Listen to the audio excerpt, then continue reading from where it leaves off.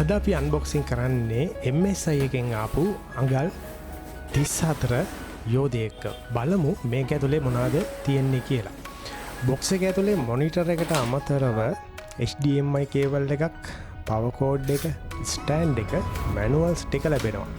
MSI එකේ packing එක නම් සුපිරියට කරලා තියෙනවා.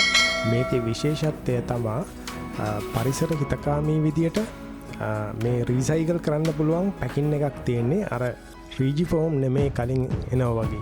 මේ සයිලා නිකන් අර ග්‍රීන් පැත්තට ගිහිල්ලා තියෙනවා. මොනිටර් එක එළියට ගන්න කලින් අපි මේකේ ස්ටෑන්ඩ් එක සවි කරන් ඉමු. එතකොට මොනිටර් එක අපිට පහසුවෙන් එළියට ගන්න ලේසි. අපි දැන් මොනිටර් එක මේ විදිහට හදාගෙන ස්ටෑන්ඩ් එක සවි කරනවා මොනිටර් එකට. පොඩි ඇන සෙට් එකක් එනවා. ඊට අමතරව චූටි බ්‍රැකට් එකක් එනවා. අපි ඒ ටික දාලා හයි කරමු. වාගේ ඩෙස්ක්ටොප් එක next level එකට අරන් යන්න ඕන නම් එහෙනම් MSI4 MP341CQ E12 කියන්නේ මේක තමයි.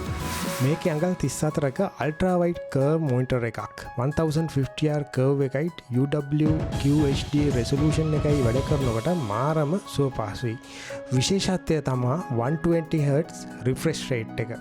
කෝඩින් එඩිටිංగ్ විතරක් නෙමෙයි ඕනම දෙයක් හරිම ස්මූත් කරන්න පුළුවන්. 21.9 රේෂෝ එක නිසා මල්ටිටාස්කින් වලට සුපිරි. ඔයාගේ PC setup එකේ තියෙන පරණ ලුක් එක අයින් කරලා අල්ට්‍රා වයිඩ් ලුක් එකකට ගෙනියනවා නම් මේක තමයි මොනිටර් එක. එහෙනම් මේ වගේ වීඩියෝ ටිකටම බලන්න අපිව subscribe කරලා තියාගන්න.